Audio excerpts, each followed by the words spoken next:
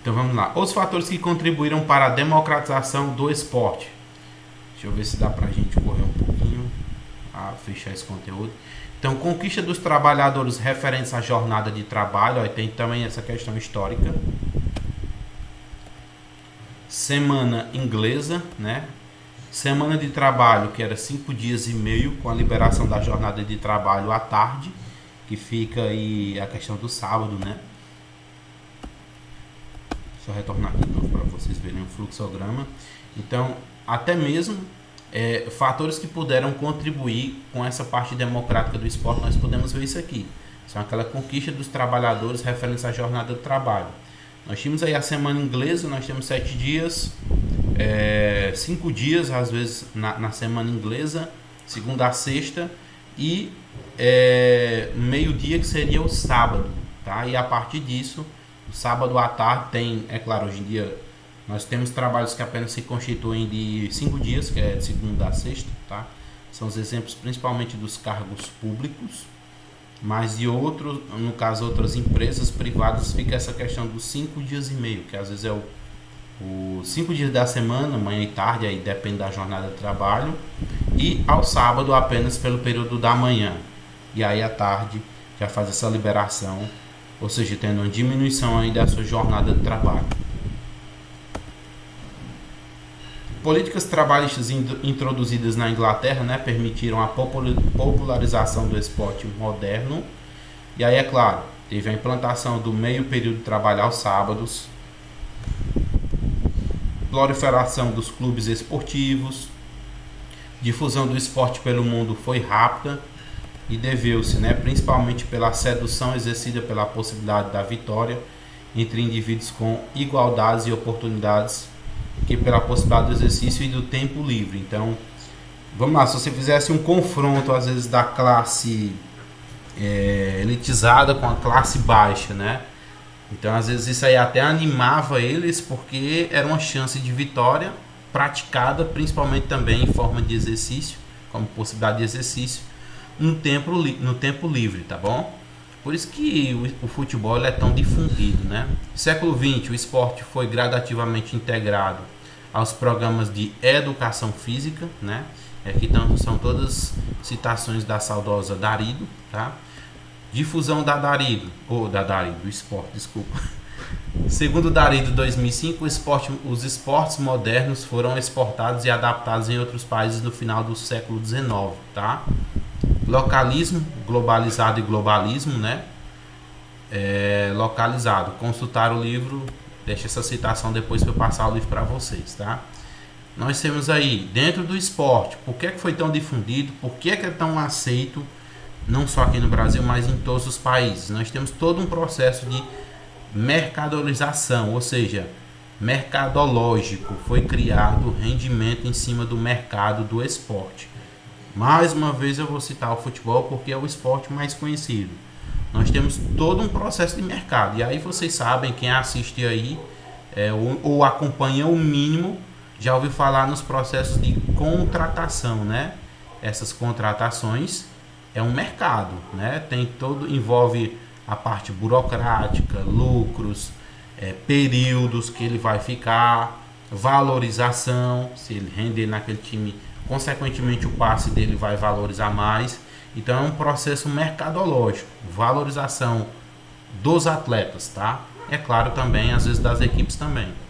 Segundo Steiger, o esporte, uma vez globalizado, passou a interferir e a transformar determinadas manifestações culturais locais, outrora não esportivas, em práticas esportivizadas. O senhor disse um pouquinho voltando no assunto lá do que tem gente que briga, né? E tudo. Aí eu só tava lembrando uma coisa, rapaz, ontem eu não briguei, não, rapaz, eu só gritei e chorei de emoção. Tô rouca aqui por causa do Flamengo. Ontem eu me esgoelei, velho, porque minha voz, Kleber, não tá normal. E o que foi a situação? Eu nem sei, que eu não assisti nem nada. Sofrência nos pênaltis, empatamos 2-2 nos pênaltis no primeiro. Aí não deu certo, aí fomos no segundo, aí o Flamengo fez 6 e o Palmeiras 5. Menino, Eu fiquei doidinha, quase não, pronto, ganhava ou não ganhava, ganhava, ganhava, aí pronto, ganhamos, graças a Deus, porque perder pros porcos, pelo amor de Deus, ninguém merece. Não, Sei não. simplesmente perder pros porcos. Não vamos nem entrar nessa discussão aí não, questão aí da briga entre você e os demais colegas, ou quem for torcedor do Palmeiras, né? Sei. O senhor é o quê? Da verdade, você torce pra que time? Assim, como eu disse anteriormente, eu não valorizo tanto assim, eu não assisto futebol tanto, né? Por uma questão minha Pouco. de crítica mesmo, tá? Alguns podem concordar, outros não. Mas eu ainda torço o Corinthians, tá? Beleza? Vamos lá. Ó. Segunda Guerra Mundial. A partir disso, tem esse processo aí do esporte, dentro da Segunda Guerra Mundial, né? O esporte começa a ter maior influência no Brasil, tá? Brasil, década de 1940, nós temos aí o início da esportivização. De 1946 a 1968, né, nós tivemos aí o Brasil sofre influência do método desportivo generalizado, né, que vem aqueles movimentos ginásticos, como a gente já viu em outra disciplina, né? E aí nós temos o MDG, né? Tal método procurou agregar o conteúdo esportivo à educação física, dando ênfase ao aspecto lúdico. Aí pode ficar a dúvida, às vezes eu estou falando aqui a sigla, galera, lembra disso aqui, ó, só lembra disso aqui, ó, tá? Se ficar a dúvida do que é MDG, Kleber, método desportivo generalizado, tá? Informações também da Darido. E é claro, o MDG, né, a partir de Beth e Darido, fazendo a discussão, eles afirmam que além de considerar as necessidades e a faixa etária dos alunos, o método não visualiza o esporte como um fim, mas um meio de formação e preparação para a vida, tá? Isso daqui eu concordo totalmente. É dentro do esporte, lá na escola, que nós conseguimos lidar com várias situações, tá? Dentre dessas situações, você pode colocar quando tá, digamos assim, dentro do futsal, um esporte bem comum. Quando um atleta, um aluno chega, ele está em posse de bola e ele chega frente a dois adversários. Consequentemente, dois adversários para tomar a bola dele é mais fácil porque eles estão, teoricamente, em superioridade numérica. E às vezes a superioridade numérica pode finalizar a técnica deles, tá? Dentre isso, como lidar com essa situação? O meu aluno que está em inferioridade numérica, ou seja, 1 contra 2, ele vai ter que ter uma visão de campo, uma visão de jogo maior do que os demais atletas, tá? E aí por isso que nós temos situações. Se você for estudar as características dos atletas em cada modalidade esportiva, você vai ver que tem atletas que a gente diz que eles são mais inteligentes, porque eles têm uma maior visão de jogo, eles conseguem fazer passes extraordinários, tá? Colocar a bola, seja de qualquer esporte que seja, na mão ou no pé do seu colega. Então, tendo essa visão de jogo, ele vai conseguir lidar com essas situações da vida. Quando ele tiver em algum problema, seja econômico, seja amoroso, se ele lida se você tem prática de fazer com que os seus alunos lidem com esses problemas, tá? E aí, é claro, várias situações podem ser formadas dentro do esporte, tá? Lembro-me uma vez que tinha um comercial que era das Olimpíadas, né? Tá com toda essa promoção do esporte, falando principalmente de valores que os atletas levam para a vida, né? Então, cada modalidade esportiva ela tem seus valores. E esses valores, é claro, repercutem ao longo da vida. Falando desse comercial especificamente, no comercial era uma idosa que chegava para poder entrar lá no elevador. E aí, é claro, a porta estava se fechando, né? O atleta que estava lá dentro era um judoca.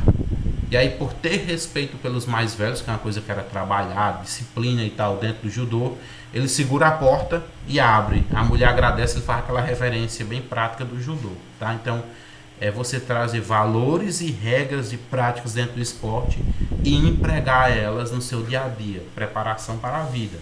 O esporte, ele não é o fim para isso, ele é o meio, uma ferramenta que pode ser utilizada, tá? Então é muito importante como saber utilizar o esporte dentro da escola. Mais discussões em cima disso a gente vai fazer lá na disciplina de Educação Física Escolar.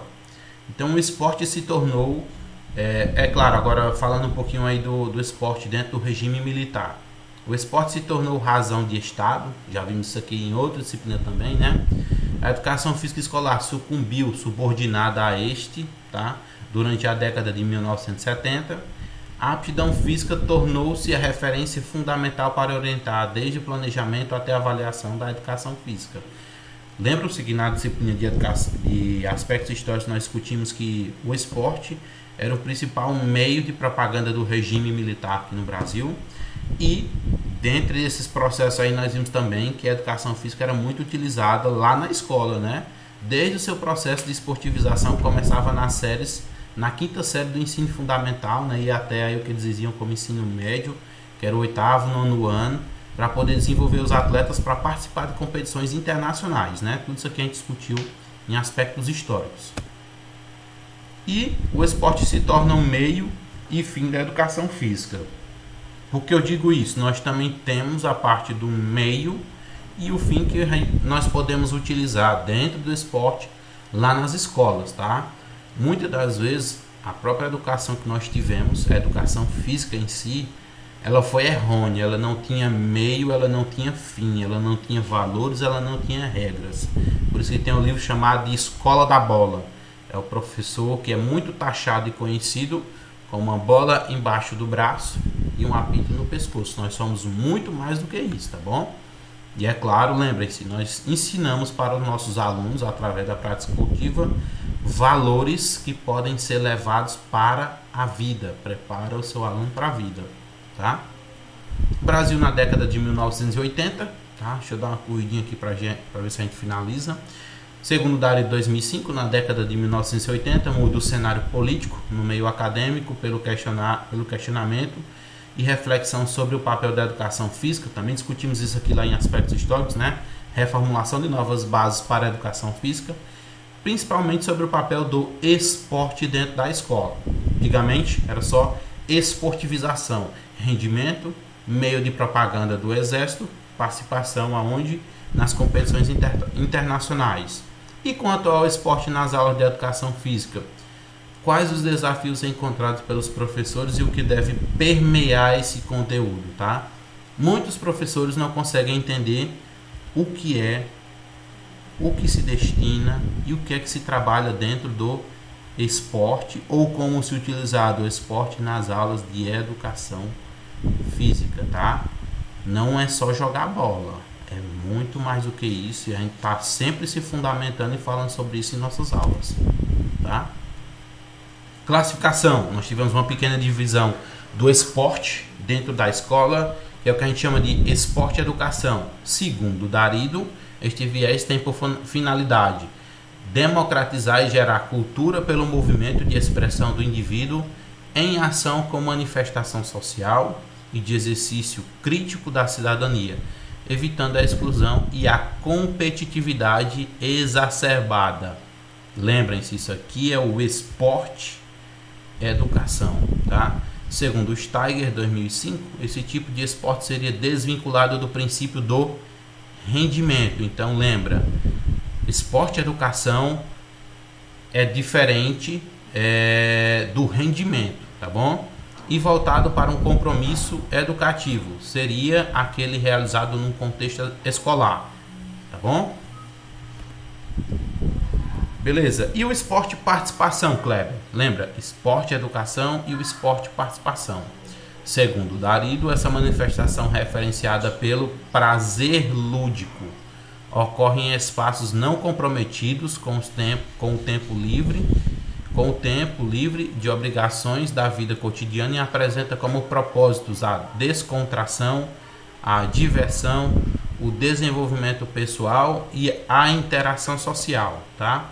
Segundo Steiger, afirma que o esporte participação está referenciado como princípio de prazer lúdico, tá? Nós temos duas formas de participação, esporte educação e esporte participação. Também tem formas do esporte também, da prática esportiva de rendimento, mas a gente vai ver mais para frente, tá? E relacionado intimamente com o lazer e o tempo livre, com a finalidade do bem-estar dos seus praticantes. Então isso aí é o esporte participação, lazer, tempo livre, descontração, diversão, bem-estar dos seus praticantes, esporte participação, tá? E o esporte performance, Kleber? Darírio classifica como esporte de rendimento, traz consigo os propósitos de novos êxitos e a vitória sobre os adversários. Quando você pensa que esse esporte performance já é por si só excludente, diferentemente do que a gente viu nos dois anteriores, né? Mais uma vez, situação mais diferente. O Steiger afirma ser praticado pelos talentos esportivos, traz consigo os propósitos do êxito esportivo, da vitória sobre os adversários e é exercido sob regras pré-estabelecidas pelos organismos internacionais de cada modalidade. É o que a gente viu como esporte profissional. Lá desde a escola tem professores que fazem esse direcionamento para a esportivização, para a profissionalização, tá bom? Caracterização, esportes coletivos, né? Gonzalez Apud Darírio afirma que os esportes coletivos exigem a coordenação das ações de duas ou mais pessoas para o desenvolvimento da ação esportiva, sendo classificada em duas categorias. Esportes coletivos em que não há interação com o oponente, e aí nós temos o exemplo da ginástica rítmica, e os esportes coletivos com interação com o oponente. Futebol, basquetebol, voleibol, eu poderia dizer aqui handball, futsal, que há uma interação com o seu adversário, tá? Com o oponente. Esportes individuais, nós estamos caracterizando aqui como é que se identifica cada uma dessas modalidades. E é muito importante entender, porque isso aqui, já vou dizer logo, é questão de concurso, isso aqui cai na maioria dos concursos. Gonzalez Apud Darírio afirma que esporte individual é aquele no qual o indivíduo participa sozinho durante toda a ação esportiva e pode ser dividido em duas categorias. Esportes individuais também que não há interação, são características tanto do coletivo como individual. Esportes individuais em que não há interação com o oponente, o exemplo também da ginástica e o atletismo. E esportes individuais em que há interação com o oponente, lutas, esportes com raquete, né? O caso aí do tênis, do ping-pong e por aí vai. Tarefa da semana, viu? Para vocês pesquisarem aí, ok? Eu vou colocar isso aqui lá no Canvas, beleza? Vocês vão atrás de entender o que é o esporte da escola e o que é o esporte na escola. Eu entendi. Esporte é porque o X é porque quando eu utilizo essa fonte aqui, o espaço ele fica bem pequenininho. Às vezes quando tá maior é porque eu dou 2 enter. 2 enter não, 2 tab, tá? 2 espaços. Então aqui é uma distinção entre um e outro, tá? Para não pensar que tá junto. Oi, pode falar. O senhor tá perto de terminar? Não, só quando o senhor terminar para avisar, porque eu preciso avisar. Tá bom? Como é? Não, se o senhor tiver perto de avisar, quando o senhor terminar, só para mim avisar um negócio aqui, entendeu? Beleza. Então, ó, tarefa da semana. Kleber, tá aqui, mas eu vou colocar lá no Canva de vocês, tá? Vai ser só uma questão, a nossa última tarefa antes da V1. Fazer essa distinção. Eu quero saber o que é esporte da escola e o que é esporte na escola, tá? Só esse da e esse na já muda muita coisa da prática esportiva no ambiente escolar. Então, ó, encerramos por aqui nosso conteúdo de esporte e lazer, tá? Desse conteúdo aqui falando do esporte. E agora eu passo a palavra aí para o William, que queria fazer uma pergunta não, dar um aviso, né? Gente, bom dia. Tô brincando. O grupo que eu criei, tipo, um grupo que tá só os que chegaram. Aí o que é que eu fiz? Eu fiz tipo assim, eu pedi pra eles, né? Fiz um monograma como para eles conseguir conduzir as aulas até a gente, para eles não se perderem. Aí, tipo, uns horários determinados. Aí, tá seguindo. Aí, tipo assim, eu queria saber quem tá aqui também tá no grupo, se tá dando certo e tudo mais. Porque eu ia falar com outros professores também, para qualquer coisa, dar aulas à tarde ou tirar algum tempinho, para poder ajudar a gente também como revisão, entendeu? Revisão antes das provas. E eu também, se quiser, às vezes pode ser só até nós também, para a gente falar também sobre isso e outras coisas. Aí eu também queria saber a opinião de vocês também, alguma mudança, ou como é que tá sendo, o que vocês preferem também, ou o que preferem encaixar, entendeu? E eu preciso que vocês falem, por favor. É bom, pessoal, vocês se manifestarem aí agora, porque está sendo gravado. Eu vou subir lá para o Canvas e quem não está online depois vai poder visualizar e aí perguntar sobre isso, tá? Diga-se de passagem, antes de vocês falarem aí sobre o que o Eliane falou, tá bom? Eu queria dizer para vocês, preparem suas dúvidas, revisem os vídeos, anotem e quando for semana que vem tragam para cá, para que não seja assim, revisão, vamos lá, dúvidas, pessoal. Então, se não tiver dúvida, não tem que eu esclarecer. Vou dar uma pincelada rápida e acabou, entendeu? Então, é importante isso aí. Esclarecendo. Ítalo Duarte. Vai ser tudo isso aí para nós brincar na V1. Isso, certeza, viu? Só que de uma forma bem dissertativa, tá? Não é só o que eu falei sobre a tarefa de vocês, não, tá? As avaliações, elas envolvem, tá? Inter-relação entre as disciplinas, que às vezes tem conteúdos que se interrelaciona, como vocês já viram, já citei durante nossa aula todinha, os testes e os conteúdos que a gente vai estar discutindo aqui nas nossas aulas teóricas, ok? Beleza? E além do mais, vocês podem ter o auxílio externo, que é pesquisar através de artigos científicos. Cuidado nas páginas, então, que vocês estão pegando na internet para pesquisar, Wikipédia principalmente, tá? Então, assista às aulas, revisa, anota suas dúvidas, que semana que vem é dia de esclarecer as dúvidas. Kleber, eu tô com dúvida nesse conteúdo, eu não entendi isso aqui, me esclareça, beleza. Se não tiver dúvida, fica difícil esclarecer. Se você entendeu tudo, beleza, tá? Mas na hora da prova, às vezes sempre vai ter inter-relação com o conteúdo, com as avaliações e com outras disciplinas, tá? Fica difícil esclarecer se na hora você não fez a pergunta certa da sua dúvida, tá?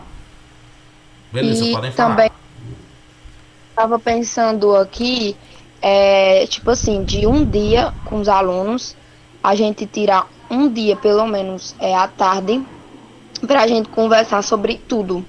Tipo, bater um papo, tanto como as avaliações, como para tirar dúvida, como para colocar alguma coisa, como para revisar alguma coisa, entendeu? Então, tipo, eu quero fazer isso, tirar um dia para fazer isso. Então, se alguém concordar comigo, por favor, fale ou mande mensagem aí. Também eu falo para todo mundo, qualquer dúvida, pode falar comigo, com a Tamires, tanto faz aí. A gente só quer ajudar e a gente vai fazer de tudo para ajudar, e principalmente para quem está chegando também. Williane, pelo que eu entendi, a tua proposta é um grupo de estudo, para os colegas, está propondo para eles um grupo de estudo, é isso? Exatamente, um grupo de estudo. Inclusive, eu criei os novatos que estão chegando. E graças a Deus eles estão dizendo para mim que estão conseguindo fazer. E também tá dando certo encaixar os horários. Porque eu quero que dá certo o horário, eles dá certo. Porque eu faço assim, eu boto quarta, porque quarta-feira só eu tenho que falar até 9.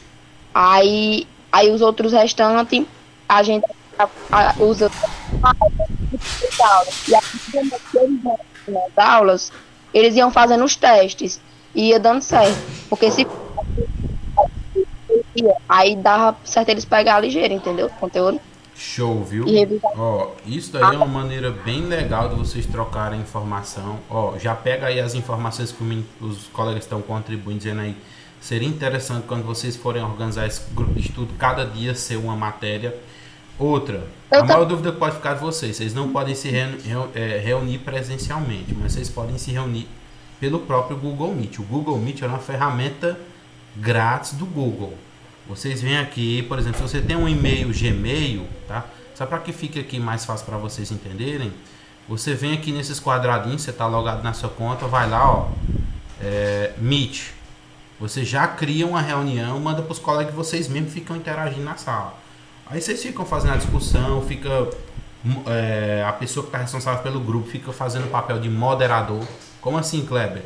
Para que não fique todo mundo falando ao mesmo tempo, tá? Sempre aí essa questão aí do levantar a mãozinha, aí vai anotando quem é, vai esclarecendo dúvida, pega o slide que está disponível do professor, pega o vídeo do YouTube. É importante vocês aprenderem a utilizar essas ferramentas para poder estudar, tá bom? Pronto, aí tipo, essa é uma ideia dos meninos que eu também tava pensando. Só que eu tava com medo de eles achar meio que chato ser uma. Mas já que eles querem também, ainda bem, porque vai ser melhor ainda. Então eu tava pensando assim, em começar isso na quarta-feira dessa semana. Quem concorda comigo, por favor, fala. Porque a gente já começaria na quarta, via a matéria, ia conversando, ia introduzindo tudo. Aí eu preciso da resposta de vocês, porque já eu vou começando tipo, organizar, entendeu? Eu quero que vocês falem, por favor. Pronto. Pessoal, liga o microfone que seja para dizer, dá certo, William, tá show, vamos combinar, vamos acertar. Pronto, tô vendo as mensagens aqui, tá? Parece que vai dar certo. Pois então, pronto, então dá certo, viu? E a gente vai se falando no grupo também, tá bom? Pode ser também, é de tarde mesmo que eu tô dizendo. Pra ficar organizado. Isso aí são, Adriel, são questões de detalhe. Vocês vão acertando lá no grupo, porque às vezes, por exemplo, o pessoal pode uma, outra só pode duas, três, aí vocês tentam achar o melhor horário que possa pegar um que vai ter pelo menos 50% de participação de estudo, outros 50%, outras pessoas vão ficar 100% porque tem a tarde totalmente livre, não está trabalhando. E aí vocês vão acertando isso aí bem direitinho pelo grupo, tá bom? É importante vocês fazerem uma reunião pelo Google Meet. Lembra de utilizar a ferramenta. Quem for a moderadora do grupo, no caso é o William, se tiver alguma dúvida é só falar comigo que eu ajudo no que for a utilizar essa ferramenta. É bem simples, bem prática, não tem problema não. Deixa eu lhe falar uma coisa, com o Tomás mesmo, você cala sua boca, porque além de ser São Paulo, você não tem direito de falar nada aqui, viu? Tá pensando que você é quem? Tirar o cochilo o quê? Mas menina, não sei não, peraí. Não aguento não, Kleber, um ser humano desse não, homem. Tô brincando. Beleza, então pessoal, ficou alguma dúvida do nosso conteúdo? Se não, eu encerro aqui nossa gravação, nossa aula de hoje. E nos encontramos amanhã no mesmo horário, não esse mesmo horário, o outro horário, o segundo horário, em educação, em aspectos históricos, tá ok? Tá bom, professor, tá show. Ótima aula. Tchau, tchau, viu pessoal? Até amanhã, se Deus quiser.